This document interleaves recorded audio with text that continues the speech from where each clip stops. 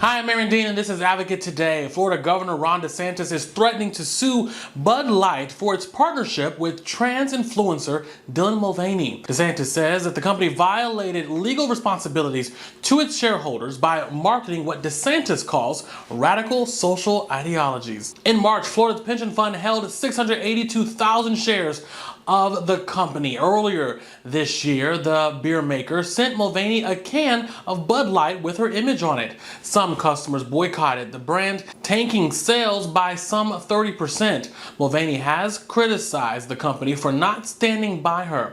DeSantis has made it clear that he opposes what he calls woke capitalism. Outspoken NBA legend Charles Barkley is publicly voicing his support for Bud Light and the LGBTQ+ community.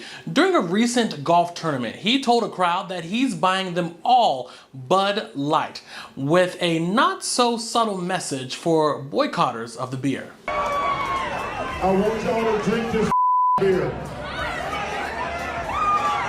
I got 3 cases of Bud Light. And I want to say this, if you're gay, bless you. If you're transgender, bless you.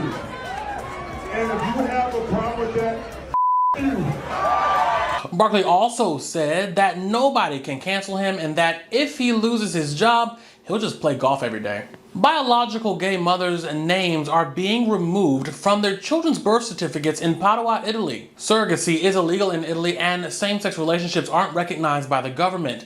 The mayor of Padua promised to remove the traditional mother and father titles from birth certificates, but this idea has been overturned by the prime minister for queer both moms and dads. So far, the prosecutor's office in Padua has removed 27 mothers from 27 birth certificates. A coach for the Jacksonville Jaguars is coming out as gay, making him the first out coach in men's professional sports in the U.S. Kevin Maxen is the Jaguars' assistant strength and conditioning coach. He told Outsports that he came out publicly in large part so that he can live publicly with his boyfriend Nick. He also said that he no longer wanted to lie and hoped to inspire others. Maxen played football at Western Connecticut State University. The Jaguars owner released a statement showing support for Maxen, saying that Maxen should feel confident, free, and at peace on the team.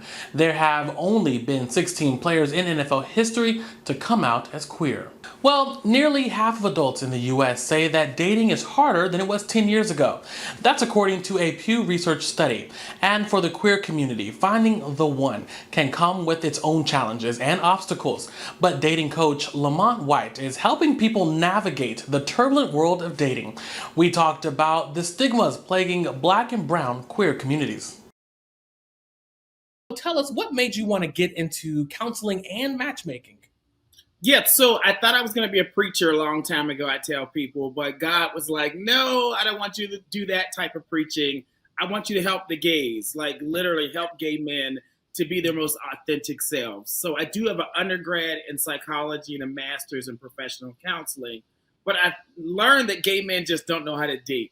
So I went back to school and got a certification, got the education, and like, let me teach us how to actually flirt, argue, and stay in healthy relationships. And, when you said, gay men don't really know how to date, what do you think is missing from, the minds of gay men to have those successful and healthy relationships? Right, Aaron. So we never, and still even now in 2023, don't have like real examples of gay men being in long-term relationships where they're being transparent and saying, hey, this is how we argue. This is how we keep our relationship fresh.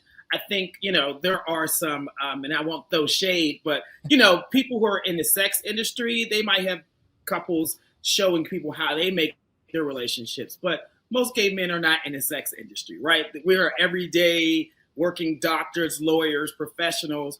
How do those types of guys actually stay in a relationship? So we weren't taught, we don't have examples. So that's why I started doing dating coaching and matchmaking so that I can show guys how to do it.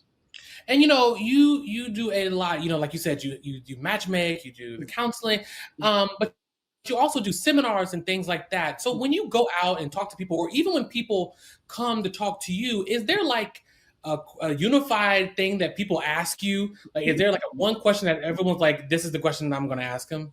Yeah. So I try to do a variety of packages, whether, public speaking, hosting shows, being on Bravo. But one of the things people ask me, even when I'm like out and about grabbing a drink, they really want to know why they aren't able to find Mr. Right. Like, is it something wrong with them? Like, are they not dateable, or is he not out there? And I'm like, there might be some things you can polish up on to make yourself more marketable. Let's talk about those. But definitely, Mr. Right is out there, but you have to be out there as well to find him. Like when you look at like open relationships and people who want to, participate in polyamorous relationships, how do you help those people kind of navigate love and staying responsible and healthy and all those things too? Communication and commitment are the top two things that you have to focus on. Like, you have to communicate about what your needs, your desires, expectations are to your partner verbally, right?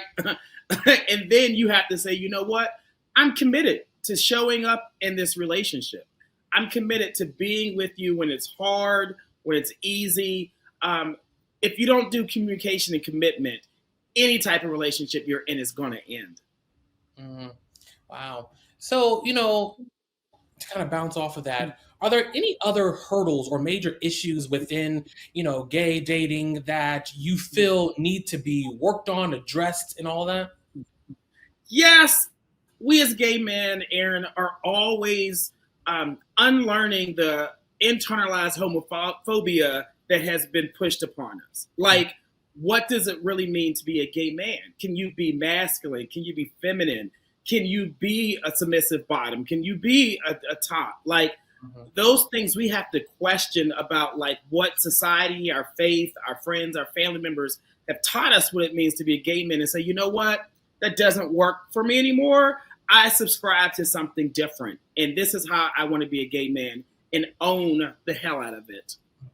Well, kind of like those labels you mentioned, how can labels like, top, bottom, bear, twink, all those things, how can that hold gay men back from really, one, being their authentic selves, being comfortable, and finding the person that they want to be with?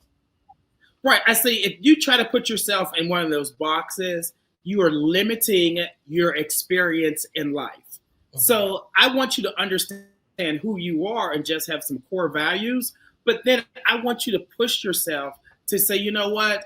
I am more than just my sexual position. I am more than what I physically look like. You have to be able to show guys your heart, your interest, and your passions. So when it comes to like things of like levels of outness, how does that impact couples? And what is your kind of advice or take on that? Yeah, I tell people that gay men, we are always coming out of the closet. Some environments, particularly where you live and where you work, that may be safe, and sometimes it may not be. So I get it, especially like if you're a teacher or principal. Those environments usually aren't really safe spaces for gay men to be out of the closet. So we have to be able to find careers, locations where we can be ourselves. And that will greatly impact your relationship if you can or cannot introduce someone as your partner. So let's talk about Shoot Your Shot Wednesdays. What is it? How did it start? And what has been your favorite part about this wild Wednesday night tradition? Aaron, I absolutely love doing Shoot Your Shot Wednesday. Like, it is the highlight of my week. So probably almost 2.5 years ago, I started a dating show for anybody in the LGBTQ plus community to join me on Instagram, which we have now shifted to YouTube, where I ask them spicy questions that are like really spicy, funny questions, insightful questions, all about their dating experience so that people can see them and then they can invite them out on dates. Thanks so much for watching Advocate Today. Download the app in the Apple or Google Play Store to stream us live, and you can even subscribe on our YouTube channel. For the Advocate channel, I'm Aaron Dean, and this was Advocate Today.